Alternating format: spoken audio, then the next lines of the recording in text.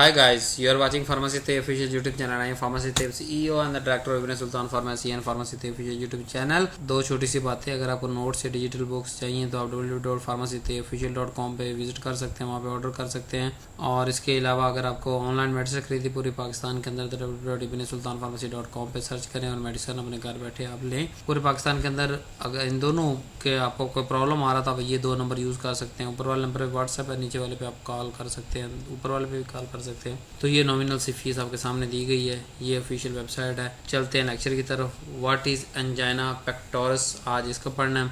वही angina pectoralis क्या होता है, उसके ड्रग ट्रीटमेंट क्या है, उसके कौन कौन से जो है वो यूज़ होता है, मैकेनिज्म फार्माकोकाइनेटिक यूज़ और एडवर्स इफेक्ट, ये सारी चीज़ें देखेंगे। आज देखते हैं जी एंजाइना पेक्टोरस क्या होता है। चेस्ट पेन, सीने में दर्द होती है ड्यू टू मायोकार्डिक एस्कीमा। अब मायोकार्डिक एस्कीमा क्या होता है जी, जब हमारे हार्ट मसल को इनफ ऑक्सीजन रिच ब्लड नहीं मिल रही है, ऑक्सीजनेटेड ब्लड नहीं मिल रहा होता, तो क्या होता है मायोकार्डिक इन्फार्क्ट एस्कीमा होता है, यानी कि वहाँ ऑक्सीजन की डिमांड ज़्यादा है। कॉर्नरी आर्टरी में ब्लॉकेज की वजह से या जो है वो फ्लो उनकी तरफ रिड्यूस हो जाने की वजह से ब्लड वहाँ नहीं पहुँच पाता ऑक्सीजनेटेड, तो वहाँ ऑक्सीजन की कमी होती है। इसकी वजह से चेस्ट पेन जब होती है तो इस कंडीशन को हम एंजाइना पेक्टोरस कहते हैं कि हमारी कॉर्नरी आर्टरी के अंदर कोई ना कोई मसला आया, ब्लॉकेज हुई, कोई क्लोट आ गया या कोई वहाँ फ्लो कम हो गया, तो हार्ट के मसल तक ब्लड नहीं पहुंचेगा। तो जब हार्ट के मसल तक ब्लड नहीं पहुंचेगा वह क्या ऑक्सीजन की कमी हो जाएगी। जैसे ऑक्सीजन की कमी होगी तो क्या होगा, पेन होगी हमें, हार्ट चेस्ट पेन। इस चेस्ट पेन जो मायोकार्डिक एस्कीमा के साथ रिलेटेड होता है, इसको हम एंजाइना पेक्टोरस का नाम देते हैं। अब तीन टाइप है इसकी, वैसे तो काफ़ी सारे टाइप है, तीन मेन टाइप है, उसको देखते हैं। स्टेबल एंजाइना, अनस्टेबल और वेरिएंट एंजाइना। स्टेबल का मतलब ये है कि अगर आप रेस्ट पे हैं तो आपको एंजाइना नहीं होगा, यानी चेस्ट पेन नहीं होगी मायोकार्डिक एस्कीमा की वजह से। यानी जैसे ही आपको क्रिकेट खेलने लगेंगे, वॉक करने लगेंगे, तो उस वजह से आपको फौरन एंजाइना अटैक आएगा, यानी चेस्ट पेन होना स्टार्ट हो जाएगी। लेकिन अब 3 से 5 मिनट तक जब रिलैक्स हो जाएंगे तो पेन भी कम हो जाएगा, ख़त्म हो जाएगा। अनस्टेबल एंजाइना जो है इसके अंदर क्या होता है कि ये ज़्यादा सीरियस होता है और प्रेडिक्टेबल बिल्कुल भी नहीं होता, अनएक्सपेक्टेड होता है। जैसे हम रेस्ट पे बैठे हैं तो ये हो जाता है। इसकी जो सिम्टम्स है ज़्यादा सीवियर होती है, ज़्यादा देर तक रहती हैं स्टेबल की निस्बत है। और ये हार्ट अटैक की तरफ एक पहला स्टेप होता है कि अगर बार बार अनस्टेबल एंजाइना हो रहा है कि हम रेस्ट पे हैं लेकिन फिर भी हमारी चेस्ट पेन कर रही है मायोकार्डिक एस्कीमा की वजह से, तो ये अनस्टेबल है, ठीक है। तो इसका मतलब कि हम एक या दो स्टेप हार्ट अटैक के पीछे हैं, अगला स्टेप हमारा हार्ट अटैक हो सकता है। नेक्स्ट हमारी टाइप है जी वेरिएंट एंजाइना या प्रिंजमेटल एंजाइना भी कहते हैं। तो ये बहुत कम होती है। कॉर्नरी आर्टरी के अंदर कोई स्पाज्म आ जाए तो वो चाहे टेम्परेरी थोड़ी देर के लिए, यानी कि कॉर्नरी आर्टरी का जो अंदर एरिया है उसको कम करे, या ब्लड फ्लो जो हार्ट के मसल पट्टों की तरफ जा रहा है, हार्ट के पट्टों की तरफ जा रहा है, हार्ट के मसल की तरफ जा रहा है, उसको कम करे। क्या होगा, आगे एस्कीमा होगा, मायोकार्डिक एस्कीमा, उसकी वजह से चेस्ट पेन स्टार्ट हो जाएगी। इसको कहते हैं वेरिएंट एंजाइना। और ये मोस्टली ज़्यादातर हमारा रेस्ट पे भी होता है और मिड नाइट में या अर्ली मॉर्निंग में ज़्यादा होता है। इसके लिए हमारे पास सीवियर और मेडिसिन चाहिए होती हैं ताकि हम कॉर्नरी आर्टरी को रिलैक्स पे रख सकें। इसके अलावा हमारे पास माइक्रोवेस्कुलर एंजाइना और रिफ्रैक्टरी एंजाइना और बहुत से एंजाइना होते हैं, लेकिन ये तीन मेन टाइप आपने इनको याद रखना है। अब अगर काजिज की बात कर लें कि कौन सी वजूहात हैं जिनकी वजह से मायोकार्डिक एस्कीमा होता है, ऑक्सीजन की कमी होती है मसल ऑफ कार्डिक, यानी कार्डिक मसल के पास। पहला है कॉर्नरी आर्टरी डिजीज, कोई प्लैक बिल्टअप हो गया आर्टरीज के अंदर जो कि हमें हमारे ब्लड को फ्लो नहीं होने दे रहा, ब्लड क्लोट बन गया और वो क्लोट जाके कॉर्नरी आर्टरी के अंदर फंस गया, तो फिर भी आगे एस्कीमा हो सकता है, यानी कि ऑक्सीजन की कमी हो सकती है। या जब बहुत ज़्यादा ब्लड प्रेशर बड़ा होता है, हाई ब्लड प्रेशर होता है, तो उससे क्या होता है कि हमारी आर्टरीज डैमेज होती हैं, तो फिर भी वो वहाँ तक जो ऑक्सीजनेटेड ब्लड नहीं पहुँच पाता हार्ट के पट्टों तक, तो मायोकार्डिक एस्कीमा होता है। मायोकार्डिक और भी एक वजह हो सकती है, स्मोकिंग की वजह से भी हो जाता है कि ये आर्टरी के वार को डैमेज करता है और क्लॉट बनने में मदद देता है। और जो डायबिटीज़, शुगर की वजह से भी ये हो सकता है। तो मायोकार्डिक एस्कीमा यानी कि हार्ट के मसल को ऑक्सीजन का ना मिलना किसी भी वजह से, कॉर्नरी डिजीज की वजह से, या बॉडी के अंदर जो है वो फ्लूइड के अंदर कोई क्लॉट्स वगैरह बन गए, या जो हमारी हैबिट है स्मोकिंग, या डिजीज़ है हाइपरटेंशन, या मतलब डायबिटीज़, इन किसी वजह से अगर ये मायोकार्डिक एस्कीमा हो रहा है, उसकी वजह से हमारे चेस्ट के अंदर पेन स्टार्ट हो जाती है, तो ऐसी कंडीशन को हम एंजाइना पेक्टोरस कहते हैं। अब इसके अंदर हमारे पास गोल क्या होगा, सिंपल सा है कि सबसे पहले हमने अपनी ऑक्सीजन डिमांड को रिड्यूस करना है, क्योंकि ऑक्सीजन पहुंच ही कम रही है, तो इसलिए उसको रिड्यूस करेंगे ऑक्सीजन डिमांड को। किस तरह, हार्ट रेट को कंट्रोल करेंगे, कम करेंगे, कंट्रैक्टिलिटी को कम करेंगे, हार्ट की को आफ्टर लोड को कम करेंगे, प्री लोड को कम करेंगे। तो जब हार्ट के अंदर ये चारों चीज़ें कम हो जाएंगी, हार्ट रेट कम, कंट्रैक्टिलिटी कम, आफ्टर लोड कम, प्री लोड कम, तो इससे क्या होगा कि हार्ट के मसल्स को कम ऑक्सीजन चाहिए होगी। तो ठीक है, फिर हम ऑक्सीजन की सप्लाई बढ़ा सकते हैं, जैसे कॉर्नरी डायलेशन करके। नंबर 2, परफ्यूजन को बढ़ा के। ये हमारे 2 गोल हैं जी थेरेपी के। Major classes anti angina drug कौन सी हैं जी? नंबर 1 नाइट्रेट्स या नाइट्राइट्स, बीटा एडर्जिक ब्लॉकर हैं, कैल्शियम चैनल ब्लॉकर हैं, पोटाशियम चैनल ओपनर हैं, मिसलिनियस हैं यानी कि एडजंक्ट भी, जो मेन ट्रीटमेंट तो नहीं है लेकिन साथ में हम दे सकते हैं, जैसे रेनोलाजीन, इवाब्रेडीन, ट्राइमेटाजिडीन, नाइकोरेंडल, एंटीप्लेटलेट्स और स्टैटिन वगैरह हम दे सकते हैं। डिटेल से पढ़ते हैं। सबसे पहले हमारे पास ऑर्गेनिक नाइट्रेट्स आ गए, जैसे नाइट्रोग्लिसरीन है, आइसोसोर्बाइड है, डाइनाइट्रेट है, मोनोनाइट्रेट है। इसका मैकेनिज्म क्या होता है कि ये नाइट्रोग्लिसरीन, ये सारी चीज़ें जो है ना ऑर्गेनिक नाइट्रेट अंदर जाकर नाइट्रिक ऑक्साइड यानी NO में चेंज हो जाए। तो जैसे ही NO ज़्यादा अंदर होता है तो NO बनता है, तो क्या होता है कि CGMP उसकी मिकदार बढ़ जाती है, और CGMP क्या कराता है? स्मूथ मसल की रिलैक्सेशन करवाता है। नंबर 2, ये क्या करते हैं? वेजोडाइलेशन करवाते हैं, क्योंकि नाइट्रिक ऑक्साइड खुद वेजोडाइलेटर है, तो जहाँ जहाँ जाएगा ये वेजोडाइलेशन करवाएगा। तो जिससे वेजोडाइलेशन होगी, क्या होगा? प्री लोड जो है हार्ट पे वो कम हो जाएगा। आर्टेरियल डायलेशन होगी, जब आर्टरी सारी फूल जाएंगी तो प्री लोड जो है वो कम हो जाएगा, और जब आफ्टर लोड भी कम हो जाएगा इस वजह से, और ऑक्सीजन की डिमांड कम हो जाएगी। फिर अगर कॉर्नरी वेजोडाइलेटर भी है ये नाइट्रिक ऑक्साइड, तो उससे क्या होगा?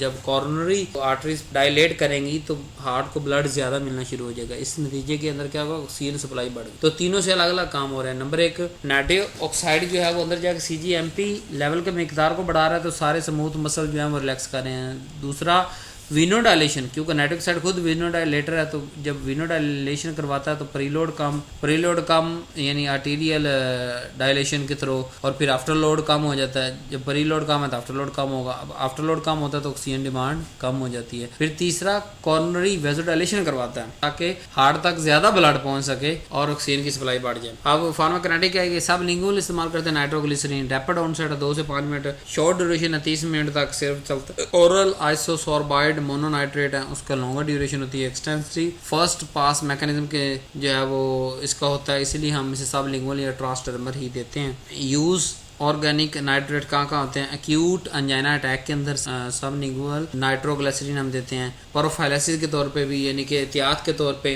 कि ओरल या ट्रांसडर्मल फॉर्म के अंदर हम इसको इस्तेमाल करते हैं ताकि अंजाइना अटैक ना हो। अब साइड इफेक्ट कहते हैं इन ड्रग के, हेडेक कराएगा, फ्लशिंग होती है, हाइपोटेंशन है, रिफ्लेक्स टैकीकार्डिया है, और टॉलरेंस भी डेवलप। बीटा ब्लॉकर आगे दूसरा, प्रोपेनोलोल, मेटाप्रोलोल, टिनोलोल, ये क्या करते हैं? बीटा 1 रिसेप्टर को जाकर ब्लॉक करते हैं, जिसकी वजह से हार्ट रेट कम होता है, कंट्रैक्टिलिटी कम होती है, और ओवरऑल ब्लड प्रेशर कम हो जाता है। ब्लड प्रेशर कम हो जाएगा तो ऑक्सीजन डिमांड कम हो जाएगी, तो हार्ट को कुछ रिलैक्स होगा। फिर प्रिवेंट द रिफ्लेक्स टैकीकार्डिया, कि दोबारा झटका, बार बार झटके लगने से ये बचाएगा। कनेटिक्स, जो प्रोपेनोलोल है नॉन सेलेक्टिव है, लिपोफिलिक है, हेपेटिक मेटाबॉलिज्म करता है। अटीनोलोल, मेटाप्रोलोल, ये बीटा 1 सेलेक्टिव है और लॉन्गर हाफ लाइफ होती है इसकी। यूज के हवाले से बात करें, स्टेबल अंजाइना के अंदर एज ए प्रोफाइलैक्सिस इन्हें एहतियातन यूज करते हैं। पोस्ट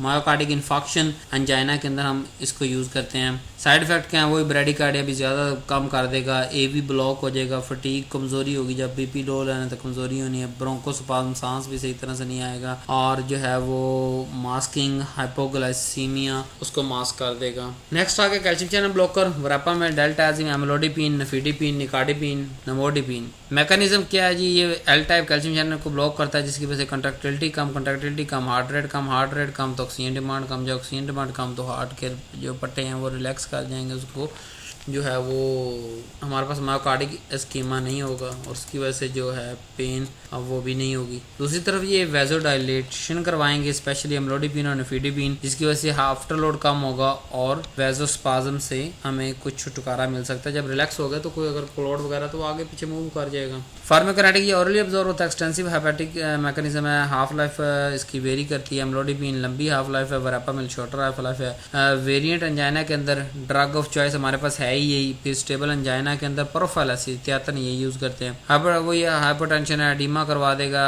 हेडिक है, कॉन्स्टिपेशन, वेरापामिल स्पेशली कॉन्स्टिपेशन करवाता है। आपसे सवाल हो सकता है कौन सा कैल्शियम चैनल ब्लॉकर जो है ना वो कॉन्स्टिपेशन करवाता है, तो आपने याद है वेरापामिल। ब्रेडिकार्डिया कौन करवाता है? सारी करवाते हैं। हाइपरटेंशन सारी करवाते हैं, एडिमा सारी करवाते हैं, हेडिक सारी करवाते हैं। पोटाशियम चैनल ओपनर नाइकोरेंडिल, अब ये क्या करते हैं कि पोटाशियम चैनल को ओपन कर देता है, जिसकी वजह से क्या होता है कि हाइपरपोलराइजेशन हो जाती है। तो जैसे ही हाइपरपोलराइजेशन होती है, हमें पता है हाइपरपोलराइजेशन के बाद क्या होता है, वेज़ोडाइलेशन हो जाती है। ठीक है, वो दोबारा बार बार साइकिल स्टार्ट नहीं हो पाता। ठीक है, हाइपरपोलराइजेशन की स्टेट में रहता है, तो क्या होता है कि वेज़ोडाइलेशन हो जाती है। वेज़ोडाइलेशन होने से क्या होगा कि जो ऑक्सीजन की सप्लाई है या ब्लड की सप्लाई है टूवर्ड कॉर्नरी आर्टरी वो बढ़ जाएगी, तो उसकी ऑक्सीजन डिमांड पूरी हो जाएगी। दूसरा जो है वो ये नाइट्रेट लाइक एक्शन करता है कि वेजो कॉर्नरी को भी वेजो डायलेट करता है, जिसकी वजह से हार्ट तक ऑक्सीजन पहुंचती है। ऑरल है, गुड बायोअवेलेबिलिटी है। यूज के वाले से बात करें तो ये अल्टरनेटिव इन रिफ्रैक्टरी एंजाइना, मैंने कहा ना और भी टाइप्स हैं, तो रिफ्रैक्टरी एंजाइना के अंदर ये यूज होता है। साइड इफेक्ट की अगर बात करें तो फ्लशिंग, हेडिक और हाइपरटेंशन करवाता है, वही कॉमन ही है सारे। रेनोलाजीन, इसका मैकेनिज्म एक्शन क्या है कि ये लेट सोडियम करंट को इनहिबिट करता है, जिसकी वजह से क्या होता है कि इंट्रासेलुलर जो कैल्शियम ओवरलोड होता है वो कम हो जाता है। जैसे ही कैल्शियम इंट्रासेलुलर कैल्शियम ओवरलोड कम होता है तो मायोकार्डिक रिलैक्सेशन इम्प्रूव होती है और ऑक्सीजन का यूज़ इम्प्रूव हो जाता है, तो मायोकार्डिक इस्कीमा यानी ऑक्सीजन की कमी नहीं होती। फार्माकोकाइनेटिक ऑरली अवेलेबल है, मेटाबोलाइज बाय CYP3A4 एंजाइम के जरिए मेटाबोलाइज होता है। और क्रोनिक स्टेबल एंजाइना के अंदर सेकंड लाइन डिफेंस है, यानी अगर कोई पहले इस्तेमाल कर नहीं हो रहा तो फिर साथ में रेनोलाजीन इस्तेमाल करते हैं। फिर साइड इफेक्ट की बात करें तो ये QT प्रॉन्ग, जो QT होती है वेव, उसको प्रॉन्ग कर देता है। ड्रोजीनेस और कॉन्स्टिपेशन ये भी काज करता है। इवाब्रेडीन, इसका मैकेनिज्म क्या है कि ये सिलेक्टिवली इनहिबिशन करता है SA नोड के ऊपर, जिसकी वजह से क्या होता है कि हार्ट रेट कम हो जाता है विदाउट अफेक्टिंग कॉन्ट्रैक्टिलिटी। कि कॉन्ट्रैक्टिलिटी पे चेंज नहीं आता लेकिन हार्ट रेट ओवरऑल कम हो जाता है SA नोड पे इनहिबिशन की वजह से जो इंपल्स जारी होती हैं। तो क्या होता है कि जैसे ही हार्ट रेट कम होता है तो ऑक्सीजन की जो यूज़ है, डिमांड सप्लाई हमने पूरी करनी है ना। हार्ट रेट अगर कम होगा तो ऑक्सीजन भी कम चाहिए, तो आई पहले कम रही है हमारे पास, तो इस्कीमा नहीं होगा। ठीक है, क्योंकि अगर हार्ट रेट ज़्यादा हो, कंट्रैक्टिलिटी बहुत ज़्यादा हो, तो ऑक्सीजन ज़्यादा चाहिए ना हार्ट के पट्टों को। तो इसकी किनेटिक क्या है कि ऑरल हेपेटिक मेटाबोलाइज, ये भी CYP3A4 से मेटाबोलाइज होता है। तो हम इसको स्टेबल एंजाइना के अंदर यूज़ करते हैं। ऐसे पेशेंट जो कि बीटा ब्लॉकर से इंटॉलरेंट हो, उनके अंदर जो है वो स्टेबल एंजाइना के अंदर हम यूज़ करते हैं। साइड इफेक्ट ब्रेडिकार्डिया है, और इसके अलावा जो है वो ल्यूमिनस विजुअल फिनोमेना भी इसका साइड इफेक्ट है। ट्राइमेटाजिडीन भी एंजाइना पेक्टोरस के अंदर यूज होता है। इसका मैकेनिज्म क्या है कि ये पार्शियली जो फैटी एसिड ऑक्सीडेशन है इनहिबिटर है, जिसकी वजह से क्या होता है कि ये शिफ्ट करता है मेटाबॉलिज्म को टू ग्लूकोज ऑक्सीडेशन, और मोर ATP पर ऑक्सीजन जो है वो बनती है, और क्या होता है इम्प्रूव एफिशिएंसी बढ़ जाती है। कि ये पार्शली फैटी एसिड ऑक्सीडेशन को इनहिबिट करता है और मेटाबॉलिज्म को ग्लूकोज ऑक्सीडेशन पे शिफ्ट करता है। फैटी एसिड से ग्लूकोज ऑक्सीडेशन पे शिफ्ट करता है। तो क्या होता है कि पर ऑक्सीजन का मालिक्यूल जो यूज हो रहा था तो मोर ATP बनने शुरू होते हैं। जब मोर ATP बनने शुरू होते हैं तो हमारे पास इस्कीमा नहीं होता, हम सिम्टम्स इंप्रूव होना स्टार्ट हो जाते हैं। फार्माकोकाइनेटिक ऑरली अवेलेबल है, रीनल एक्सक्रीशन करवाते हैं। अच्छा, इसकी यूज क्या है? एडजंक्ट इन क्रॉनिक स्टेबल एंजाइना, कि जहाँ दूसरे मेडिसिन दे रहे हैं और नहीं कंट्रोल हो रहा तो उसके साथ इसको भी मिला के यूज़ करते हैं। GIT अपसेट करता है। और एडजंक्ट ड्रग कौन कौन सी हैं जो साथ में यूज होती है? वो एंटी प्लेटलेट्स हैं, जैसे एस्पिरिन है, क्लोपिडोग्रिल है, जो कि थ्रोम्बस बनने नहीं देती, क्लॉट बनने नहीं देती। जैसे क्लॉट नहीं बनेगा तो कॉर्नरी आर्टरीज के अंदर क्लॉट नहीं जाएगा। जब कॉर्नरी आर्टरी के अंदर क्लॉट नहीं जाएगा तो वहाँ मायोकार्डिक इस्कीमिया नहीं होगा, ऑक्सीजन की कमी नहीं होगी। तो जो मायोकार्डिक इस्कीमा नहीं होगा, ऑक्सीजन की कमी नहीं होगी, तो चेस्ट पेन नहीं होगी। तो इस तरह यह क्या होगा, ये थ्रोम्बोसिस बचाने से हम एंजाइना पेक्टोरस से बच सकते हैं। फिर स्टैटिन है, जो क्या करते हैं, रिड्यूस करते हैं एथेरोस्क्लेरोसिस और स्टेबलाइज प्लेग को स्टेबलाइज कर। ACE इनहिबिटर और एंजियोटेंसिन रिसेप्टर ब्लॉकर भी यूज होते हैं। Improve the endothelial function and reduce the afterload. Lifestyle and surgical operation भी होते हैं कि एक्सरसाइज करें, आप चर्बी अपनी कम करें, अंदर क्लॉट ना बनने दें। जो मैंने वो सारी काजिद आपको पढ़ाई कि जिनकी वजह से मायोकार्डिक इस्कीमा हो रहा है, उन सबको करें। स्मोकिंग, हाइपरटेंशन कंट्रोल करें और जो है एक्सरसाइज करें, एंजियोप्लास्टी करवाएं, ठीक है, इन सब ऑप्शन की तरफ भी हम जा सकते। तो कंक्लूजन क्या है जी, एंजाइना ट्रीटमेंट का सबसे पहला बेसिक एम ही होता है कि हमने ऑक्सीजन को बैलेंस करना है दो तरीके से। या तो ऑक्सीजन की डिमांड बढ़ा दो, यानी कि कोरोनरी आर्टरी की तरफ ऑक्सीजनेटिव ब्लड ज़्यादा जाए, ठीक है, या जो ऑक्सीजन वहाँ इस्तेमाल हो रही है उसकी डिमांड को कम कर दो। कैसे? हार्ट रेट कम करके, कंट्रैक्टिलिटी कम करके, हार्ट के पट्टों को कम काम करवा के। तो ऑक्सीजन तो कम जा रही है तो कन्फर्म है एंजाइना पेक्टोरस के अंदर। तो दो तरीके हैं, या ऑक्सीजन वहाँ ज़्यादा पहुंचाओ, डायलेट करवाओ कोरोनरी आर्टरीज को, या क्लॉट ना बनने दो फिर भी ज़्यादा सप्लाई जाएगी। तो या फिर दूसरा क्या है कि contractility, heart rate, pre load, after load, इन सब को कंट्रोल करो ताकि ऑक्सीजन अगर कम जा रही तो इस्तेमाल भी कम हो और अटैक ना हो एंजाइना। एक्यूट अटैक के अंदर सब लिंगुअल नाइट्रोग्लिसरीन वगैरह हम देते हैं। प्रोफाइलैसिस के अंदर बीटा ब्लॉकर है, कैल्शियम चैनल ब्लॉकर है, लॉन्ग एक्टिंग नाइट्रेट्स हैं। वेरिएंट एंजाइना के अंदर कैल्शियम चैनल ब्लॉकर नाइट्रेट्स है। और न्यू ड्रग जो आजकल ये यूज हो रही हैं, रेनोलाजीन, इवाबरेडीन, ट्राइमेटाजिडीन, ये भी यूज होती है हमारे पास। So thank you very much for watching this video. अल्लाह हाफिज़।